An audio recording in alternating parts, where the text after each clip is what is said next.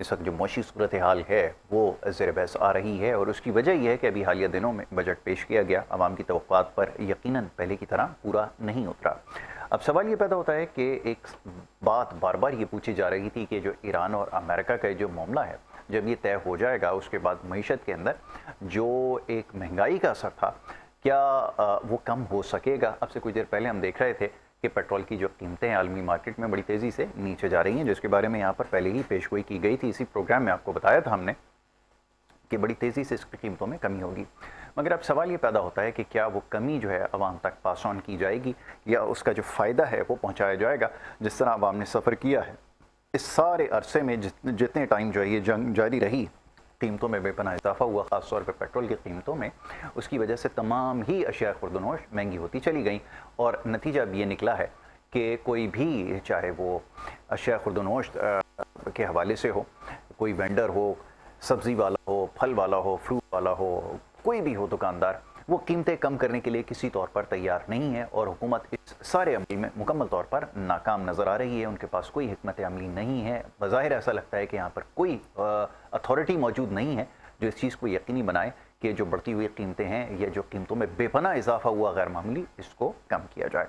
بات مختصر کرتا ہوں، معزز مہمان تشریف فرمائیں، اسٹوڈیوز میں تشریف لا چکے ہیں جناب انور خورشید صاحب، تجزیہ کار ہیں، ان کو آج ہم نے صبح کے وقت یہاں پہ زحمت دی ہے، ان سے ملکی جاری صورتحال کے حوالے سے، سیاسی صورتحال اور معاشی صورتحال دونوں پر گفتگو ہوگی۔ انور صاحب کو خوش آمدید کہوں گا، بہت شکریہ انور صاحب پروگرام میں وقت لینے کے لیے۔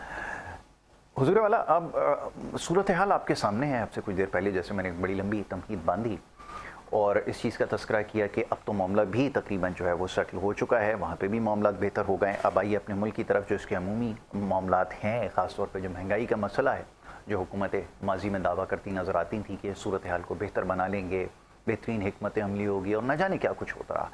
صورتحال تو ایسا لگتا ہے کہ اب آپ کے ہاتھ سے نکل چکی ہے، اور اب کوئی صورتحال جو ہے وہ نظر نہیں آ رہی کہ جو یہ بڑی ہوئی مہنگائی ہے اس کو کم کیا جائے۔ بجٹ بھی لے دے کر آپ نے پیش کر دیا ہے، آپ کو کیسا یہ سارا معاملہ نظر آیا؟ خاص طور پہ جو بجٹ کے حوالے سے ابھی میں بار بار یہ سوال کر رہا ہوں کیونکہ اس وقت زیر بحث ہے، کیسا دیکھا اور کیا آپ سمجھتے ہیں کہ عوام کی تو چھوڑ دیجیے، آپ کی توقعات پر پورا اترا یا نہیں؟ اس کا چاہوں گا ذرا جواب دیجیے، بسم اللہ۔ بسم اللہ الرحمن الرحیم۔ یہ جو بجٹ اور مہنگائی اور امریکہ کی ایران کے ساتھ جنگ، یہ جو تین چیزیں ہیں یہ ایک ہی وقت میں ہو رہی ہیں۔ بالکل ٹھیک ہے۔ تو اس میں اگر ہم تینوں چیزوں کو ڈسکس کریں تو اکٹھا ہی ہو جائے گا۔ جی۔ تو مہنگائی جو میں اپنی پوری لائف میں دیکھتا ہوں مہنگائی کو، یا پاکستان کے اندر جو انفلیشن ہوتی ہے چیزوں کی، جی، وہ ایسے ہے کہ جیسے آپ مریض ہوتا ہے نا ایک، تو اس کو اب پہلی دفعہ وہ اس کو مرض لگتا ہے تو اس کو لو پوٹینسی کی گولیاں دیتے ہیں۔ اگر آپ اس کو پہلی دفعہ ہائی پوٹینسی کی میڈیسن دے دیں گے اور اس کے بعد ساری عمر وہ چھوٹی چھوٹی گولیوں سے ٹھیک نہیں ہوگا، اس کو وہ ڈائریکٹ ہائی پوٹینسی کی گولی انجیکشن لگانا پڑے گا آپ کو۔ اسی طرح واپس جانا جو مہنگائی ہو چکی ہے اس کے لیے ناممکن ہے تمام چیزوں میں۔ اکا دکا میں تو بندہ کر سکتا ہے مگر تمام چیزوں میں واپس جانا ممکن نہیں ہے۔ ایک چیز یہ ہے کہ وہ ہے آپ کا سب سے پہلے جو ہے وہ ہے یہ جو پٹرول ہے۔ جب بھی پٹرول بڑھتا ہے اس کے ساتھ تمام چیزیں، اب بعض اوقات کہتے ہیں کہ اس کو اس کے ساتھ کوئی تعلق نہیں، ڈائریکٹ تعلق نہیں ہوتا، مگر بالواسطہ کوئی نہ کوئی اس کے ساتھ تعلق ہو جاتا ہے۔ تو اب وہ چیزیں واپس لانا بڑا مشکل ہو جاتا ہے، واپس وہی لوگ لائیں گے جن کے اندر کوئی ایمان کی رتی ہے۔ مگر زیادہ تر بزنس مین کہیں گے کہ اب تو ہماری ریٹ فکس ہو گئے ہیں، لوگ لے بھی رہے ہیں، تو وہ واپس نہیں لائیں گے۔ یا واپس لانے کا وہ سسٹم ہوتا ہے کہ آج کل آپ منڈی میں جائیں تو آپ کو آم 50-70 روپے کلو بھی مل جائیں گے، کیونکہ وہ بلک میں بہت زیادہ ہو چکے ہیں۔ جب خریداری کم ہوگی تو تب وہ چیزیں سستی ہوں گی۔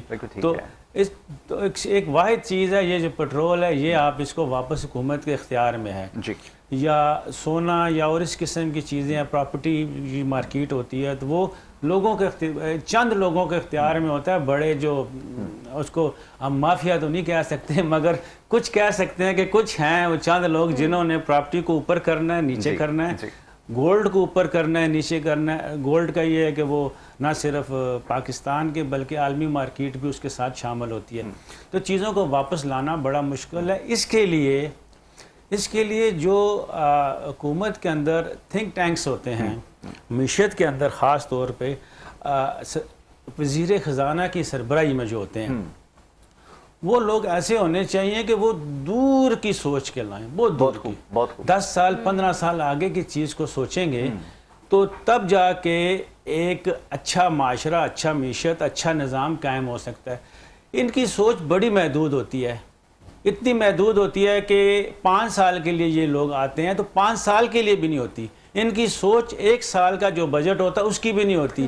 اچھا، میں یہاں پر آپ سے جو ہے وہ تھوڑا سا اختلاف اس لیے کروں گا کہ آپ نے جیسے کہا کہ ان کی سوچ جو ہے وہ بڑی نہیں ہوتی ہے، دور اندیش نہیں ہوتے. وہ کیسے ممکن ہے؟ آپ مجھے یہ بتائیے کہ اب ایک بینکر ہے، آپ اس سے سوال کیجئے کہ آپ 10 سال کے بعد کہاں دیکھتے ہو اپنے بینک کو، تو وہ کہے گا آج میرے پاس اگر 50,000 کسٹمر ہیں تو 10 سال کے بعد کم از کم جو ہے وہ 4 سے 5 لاکھ کسٹمر ہونے چاہیے. مطلب اس کا ذہن اس طرح کام کرتا ہے کہ اس کو ہر چیز کسٹمر ہی نظر آتی ہے، اس کے لیے اچیومنٹ بھی کسٹمر ہی ہے.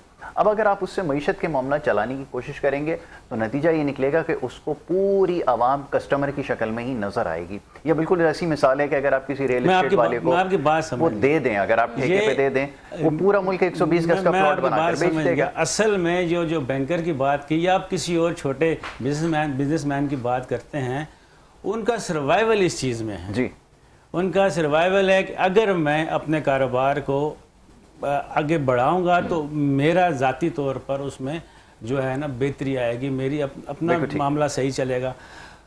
ان لوگوں کا وہ نہیں ہوتا. ان لوگوں کو ہوتا ہے کہ ابھی کیونکہ ہم آ چکے ہیں، 5 سال تک ہمیں کوئی ہلا نہیں سکتا، تو ہم جو مرضی کریں، سیاہ سفید کے مالک ہیں، تو یہ کر دیتے ہیں. آپ دیکھیں کہ بجٹ والا جو سسٹم ہوتا ہے، جن کے لوگوں کے پاس پیسہ ہوتا ہے سرکار کے اندر پڑا ہوتا ہے، جولائی، اگست، ستمبر، اکتوبر، دسمبر، جنوری، مارچ، اپریل، مئی تک پڑا ہوتا ہے نا، تو جون میں کہتے ہیں نکالو، جون میں نکالو. اسی طرح جب 5 سال پورے ہونے والے تو اس وقت نکالو کو سڑکیں بنا دی، اس کی گلی بنا دی، اس پر وزٹ کر لیا، کیونکہ ابھی آنے والے وقت میں انہوں نے اس سے ووٹ لینے ہیں. ایسا ہی. تو ہماری عوام کا شعور اتنا ہے، اس کا لیول اتنا ہماری عوام کے شعور کا کہ وہ سب ماضی بھول جاتے ہیں. جس وقت ذرا سے کوئی ہاتھ پھیرتا ہے نا، دلاسا دیتا ہے آخر میں جا کے، تو وہ بھول جاتے ہیں کہ پیچھے 5 سال کیا ہوا ہے. تو وہ کہتے ہیں ہاں واہ واہ واہ، زندہ باد کے نعرے لگتے ہیں، کیونکہ وہ دبے ہوئے ہوتے ہیں نا. 5 سال کے اینڈ میں جا کے جیسے ابھرتے ہیں تو وہ کہتے ہیں یار یہ تو بڑا اچھا ہو گیا. لیکن یہ تو یہاں پر اپلائی ہی نہیں ہوتا، کیونکہ یہاں تو حکومت ہی آتی ہے 3.5-4 سال کے لیے. تو یہ کیا اتنی لمبی پلاننگ کرتے ہوں گے؟ یہ ماشاءاللہ جس قسم کے انہوں نے کام کیے ہیں، اس کے بعد یہ ان کو خود امید ہوگی. میں ویسے ہی پوچھ رہا ہوں کہ ایک تو پرفارمنس ہوتی ہے نا، اگر میں ڈیلیور کر رہا ہوتا، اور ظاہر ہے میرے پاس تجربہ بھی ہے، اگر 3 دفعہ میں نے حکومت چلائی ہے تو مجھے یہ تو کم از کم پتا ہوگا کہ میں نے آ کر چارج لینے کے بعد کرنا کیا ہے. ابھی جو کچھ ہوتا رہا، ایک معمولی سا جو کانفلکٹ، معمولی تو خیر نہیں اس کو میں کہہ سکتا ہے، کانفلکٹ ہوا ہے، اس کے بعد پوری دنیا ایک طرف، آپ کی معیشت وہ واحد معیشت تھی جس کو سب سے زیادہ دباؤ تھا. یعنی کہ ایک عام ایک غریب ملک ہے، اور اس کے اندر پیٹرول اتنا مہنگا ہو گیا کہ ابھی تک اس کے اثرات آپ کو نظر آ رہے ہیں، اور اگلے 5، 5.5، 7 سال تک آپ کو اس کے اثرات نظر آتے رہیں گے. کہاں کی پلاننگ ہے اور کون سی پالیسی ہے کہ ہو کیا رہا ہے؟ مطلب میں سمجھنے کی بڑی کوشش کرتا ہوں، لیکن یہ بات سمجھ میں نہیں آ رہی کہ کس طرح معاملہ چلائے جا رہے ہیں. وہ جو بینکر جن سے آپ فائننس کے معاملہ چلا رہے ہیں، وہ میرے خیال میں مہینہ 1.5 کے بعد ہو سکتا ہے وہ بھی چلے جائیں جہاں سے وہ آئیں. اس کے بعد سوال کس سے کیا جائے گا کہ یہ جو ساری تباہی پھیری گئی ہے، کون ہے اس کے لیے اکاؤنٹ فور؟ یہ تو فرمائیں. دیکھیں جی، ابھی بات یہ ہے کہ آپ نے کہا کہ حکومت 3-3.5 سال کی ہوتی ہے، مگر یہ حکومت تو 7 سال کی ہے. 2 سال اس نے پہلے لگائے ہو چکے ہیں، تو اب 5 سال تو تقریباً ان کو ہونے والے ہیں. ابھی ان کا باقی 3 سال جو بھی رہتے ہیں، اور ان کو حکومت والوں کو خطرہ اس لیے ہوتا ہے کہ یہ اگر بیٹھے ہوں فارم 45 کے اوپر تو ان کو کوئی ہلا بھی نہیں سکتا. اگر 45 پہ بیٹھے ہوئے ہیں تو یہ عوام کے ووٹ سے بیٹھے ہوتے ہیں. اگر یہ فارم 47 پہ آتے ہیں تو یہ عوام کا تو ووٹ نہیں ہوتا نا، یہ دوسری عوام کا ووٹ ہوتا ہے. 45 ہو، 84 ہو، RTS ہو، GPS ہو، کوئی بھی ہو، اس ملک کا مسئلہ نہیں حل ہوا. وہ ماضی میں بھی دیکھ لیا، اس وقت بھی دیکھ لیا، پرابلم نہیں لوگوں کا سالو ہو رہا. اب تو میرے خیال میں بحث ختم ہو جانی چاہیے. اب تو سوال یہ ہے کہ حل ہے کس کے پاس آخر؟ کون ایسا ہے جو ان معاملات سے آپ کی جان چھڑائے گا؟ IMF سے آپ کی جان چھڑائے گا؟ آپ اگلے 20 سالوں کے اندر دیکھ رہے ہیں کہ آپ IMF سے جان چھڑا سکتے ہیں؟ اصل میں جو ادارے یا جو لوگ کہتے ہیں نا کہ ہم محب وطن ہیں، ہم محب وطن ہیں، تو وہ ان کو وطن کے بارے میں سوچنا چاہیے ہر اینگل سے، ٹھیک ہے، ایک اینگل سے نہیں، ایک اینگل سے، معیشت کے اینگل سے نہیں، دفاع کے اینگل سے نہیں، ایٹم بم کے اینگل سے نہیں، ہر اینگل سے چھوٹے سے چھوٹے ایک جو آپ کا روپے 2 روپے والی چیز ہے نا، ایک عام مزدور سے بھی نیچے جو لوگ ہیں جو کوئی کما بھی نہیں سکتا بیچارہ، ایک گھنٹے کے 1 منٹ کے بچے سے لے کے اوپر تک ہر چیز کو دیکھے گا، مشاہدہ کرے گا اور ان چیزوں کو درست کرنے کی کوشش کرے گا، وہی کرے گا جو محب وطن ہوگا۔ یہاں پہ محب وطن اس بندے کو کہا جاتا ہے جو کہتا ہے پاکستان زندہ باد، تو وہ محب وطن ہو جاتا ہے۔ جو پاکستان زندہ باد جب ایسی کہتے ہیں، وہ جو بندہ کہتا ہے کہ یار یہ کیا ہو رہا ہے، یہ ادھر رشوت کیوں لی جا رہی ہے، ادھر یہ کرپشن کیوں ہو رہی ہے، ادھر یہ گورنمنٹ کے اداروں میں یہ کیا ہو رہا ہے، پرائیویٹ اداروں میں سڑکوں پہ کیا ہو رہا ہے، اس کو کہتے ہیں یار یہ محب وطنی اب ملک کے خلاف باتیں کر رہا ہے، جو کھڈے کی بات کرتا ہے، ٹینکر مافیا کی بات کرتا ہے، بجلی کی لوڈ شیڈنگ کی بات کرتا ہے، اس کے بارے میں کہا جاتا ہے یہ محب وطن نہیں ہے۔ ایسا ہی ہے۔ اچھا، گفتگو جاری رکھتے ہیں۔ اس وقت اکمل صاحب ہمارے ساتھ ہیں، محمد اکمل صاحب ہیں، معاشی تجزیہ کار، ان کو ہم نے زحمت دی ہے صبح کے وقت۔ اکمل صاحب کو خوش آمدید کہوں گا، بہت شکریہ اکمل صاحب وقت دینے کے لیے ہمیں ویک اپ پاکستان میں۔ Thank you. اکمل صاحب، میرے خیال میں گفتگو اتنی ہو چکی ہے بجٹ کے حوالے سے اور توقعات کے حوالے سے، سب سے یہ سوال کیا جا رہا ہے، چلیں چاہوں گا گفتگو کا آغاز اسی نقطے سے کر لیا جائے کہ آپ کی کیا توقعات تھیں اور کیسا آپ نے اس بجٹ کو پایا ہے، پھر جا کے آگے ذرا معاملات کے اوپر گفتگو کی جائے گی، فرمائیے گا۔ بجٹ جو ہے نا وہ دیکھیں بزنس ایز یوزول جو ہے نا پرانی تھیم کی کنٹینیوٹی ہے، بالکل ٹھیک ہے۔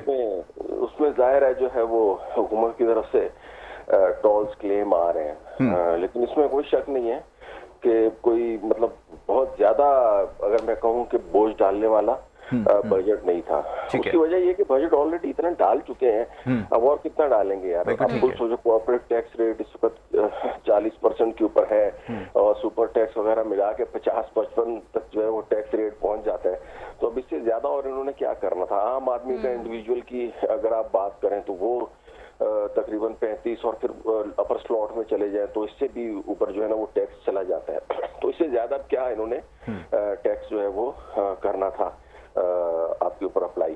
اچھا، انڈائریکٹ جو اگر ٹیکسز کی بات کی جائے تو ان میں بھی انہوں نے کوئی چیز چھوڑی ہی نہیں ہے کہ اس کے اوپر ٹیکس لگانا تھا۔ ہاں، یہ تھوڑا سا جو ہے نا ان کی مہربانی ہے، انہوں نے اس مرتبہ سولر پینلز کے اوپر جو ہے وہ 18% سے ٹیکس نہیں کیا، یا جو دیگر جو انرجی سے ریلیٹڈ مصنوعات تھیں ان کو تھوڑا سا بخش دیا ہے۔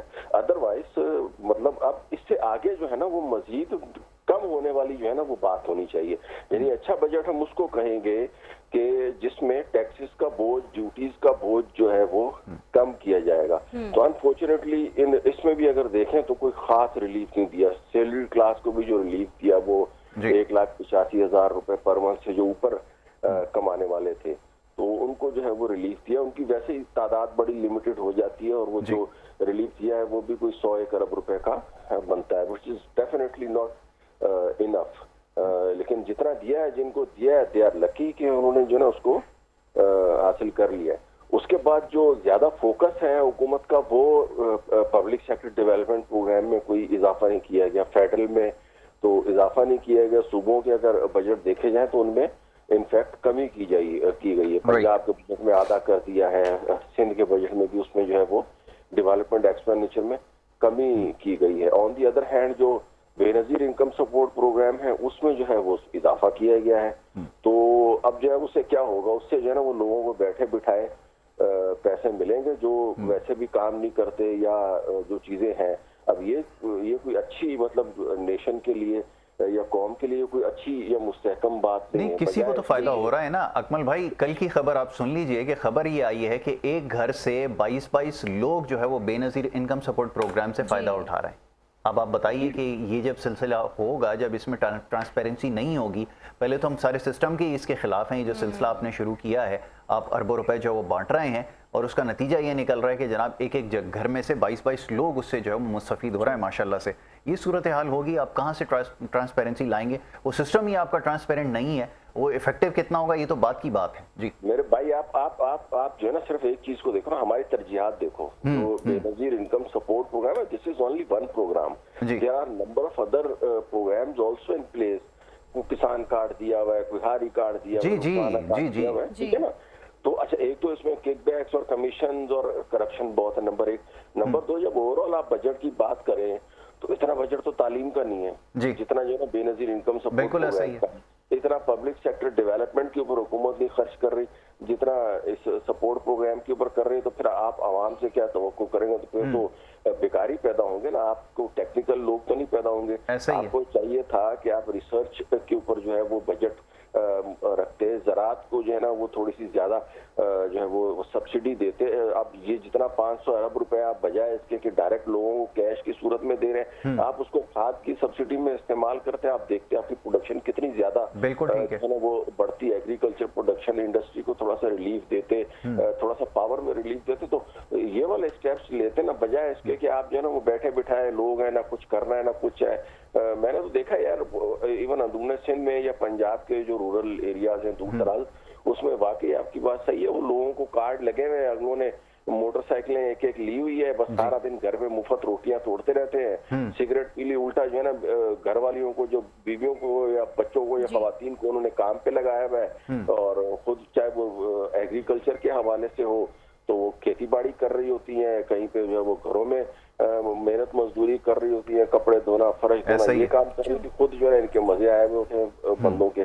तो इस चीज को तो डिस्करेज करना चाहिए ना, कि बजाय हम जो है वो जो इसके ऊपर जाएं लोगों को फितराने के ऊपर और खिराज ज़कात के ऊपर, आप उनको टेक्निकल स्किल्स दें, आप उनको जो है बिल्कुल ऐसे स्किल डेवलपमेंट पे काम करें, सेहत दें, तो फायदा होगा। ऑलराइट, बहुत शुक्रिया चौधरी अकमल साहब, आपने चैनल 5 को वक्त दिया और बड़ी अच्छी गुफ्तगू करी। और हमारे साथ गेस्ट मौजूद हैं, उनके जाने बढ़ेंगे। सर, जिस तरह जब ये बजट आ रहा था, पेश किया जा रहा, तो ये बात की जा रही थी कि सैलरी क्लास के लिए इसमें रिलीफ होगा, ये आवाम दोस्त बजट होगा। लेकिन जब ये बजट पेश हुआ और इसमें सैलरी 40,000 से कम मिनिमम सैलरी 40,000 से 43,000 कर दी, दूसरी जानिब इन्फ्लेशन बढ़ गई है, तो क्या ये जस्टिफाई है ये सैलरी 40,000 से 43 कर देना? उस दिन मैं एक छोटी सी फैमिली थी, एक साहब, उनके 2 छोटे छोटे बच्चे, घर किराए का नहीं है, तो उन्होंने अपना हिसाब किया कि उनके अखराजात 1,08,000 रुपये पर मंथ और आमदन उनकी 94-92,000 रुपये थी। तो उसका आप हिसाब लगा सकें। कुछ टीवी चैनल्स ने पिछले दिनों 2-3 साल पहले की बात है, मैं देखता था, तो वो किसी भी एक फैमिली के घर का बजट बना के वीडियो सी बनाते थे, इतना किराया है, इतना ग्रॉसरी, इतना क्या। तो कभी भी आज देखें, हम पहले जब हम बहुत छोटे होते सुनते होते थे कि आम आदमी की तनख्वाह कम अज़ कम 1 तोला सोना की कीमत होनी चाहिए। अब वो तोला 10,000 रुपये का या तोला 5 लाख रुपये का, उतनी उस बंदे की सैलरी हो तो तब वो गुजारा कर सकते हैं। मगर अभी तो ये चीज़ें भी ऐसे तितर बितर हो गई हैं, सोना, पेट्रोल और आमदन जो कम अज़ कम है वो तितर बितर हो गई है। तो 42,000 तो कुछ भी नहीं, अभी 2-2 लोग 3-3 लोग घर के काम करते हैं, तो तब जाकर एक घर चलता है। तो वही जो हम पहले बात कर रहे थे कि जो हमारे मीशत दान हैं उनको ठोक बजा के पूरा साल उनके पास होता है सोचने के लिए। एक साल में मुख्तलिफ मीटिंग्स की जाएं, उस पर बताया जाए कि ये चीज़ इसको इस तरह आके वो जो फिगर्स पेश करते हैं ना, वो आम आदमी की क्या समझ में आने, इतने बड़े बड़े 3500-700 सफ़े समझ नहीं आने।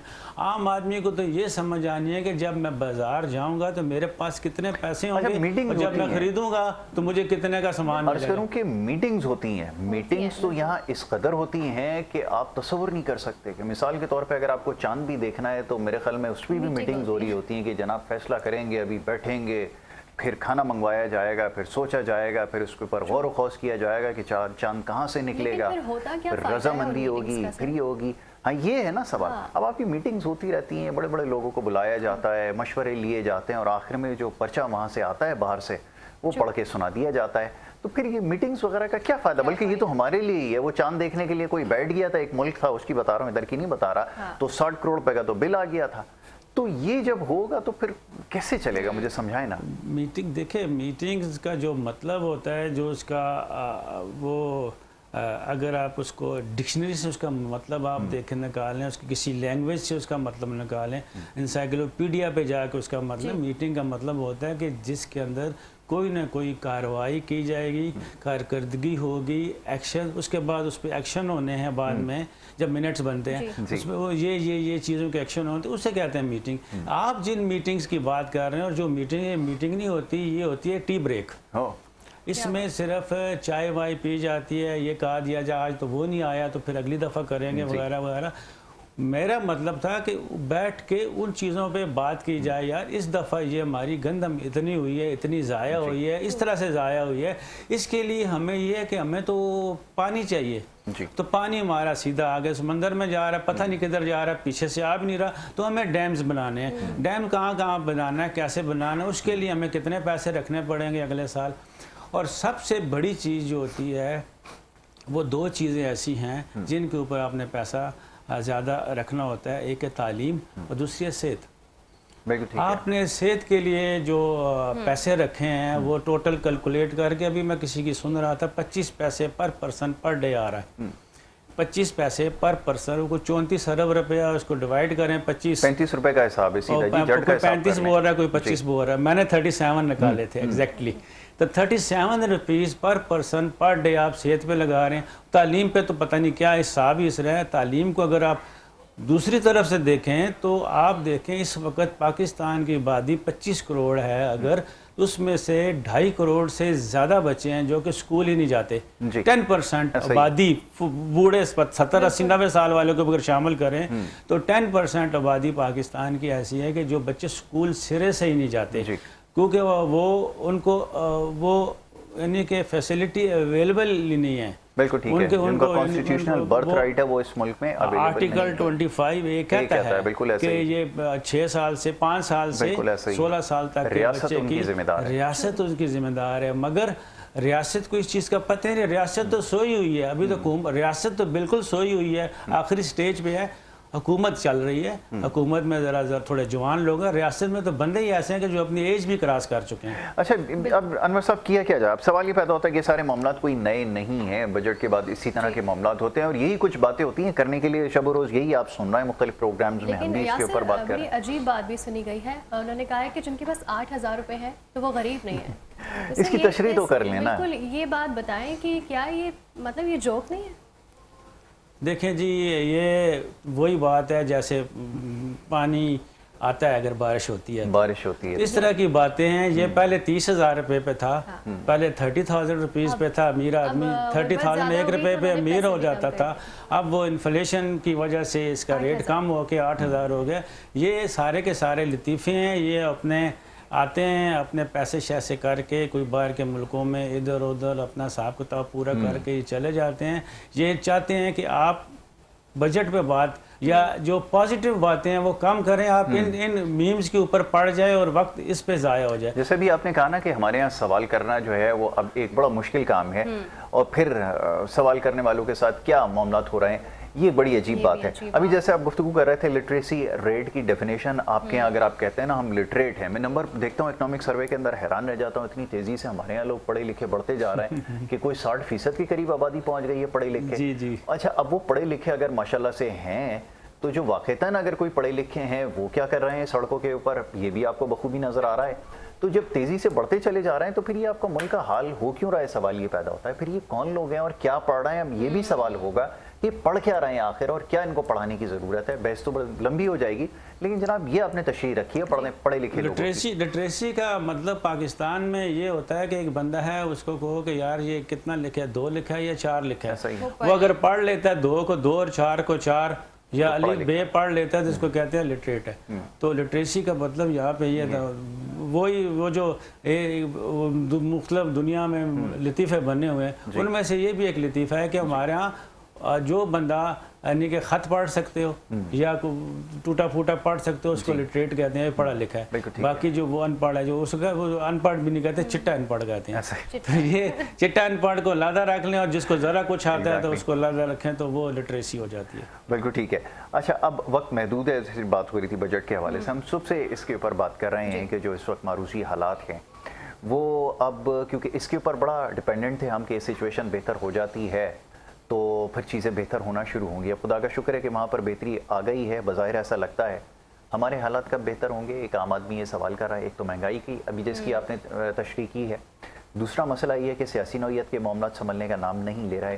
کیوں یہ سلسلہ رہتا ہے؟ کبھی کوئی ایسا وقت, بہت تھوڑے ایسے مواقع آئے کہ جب ہمیں ایسا محسوس ہوا کہ اب یہ معاملات تھم گئے ہیں اور اب یہ سلسلہ آگے بڑھے گا, لیکن شاید ایسا محسوس ہوتا ہے کہ حکومتوں کی بھی اپنی ترجیحات میں یہ چیز ہے نہیں کہ معاملات سیدھے جو ہے وہ ٹریک پر چلتے رہیں. مجھے ایسا لگتا ہے, ہو سکتا ہے میں اس میں غلط ہوں.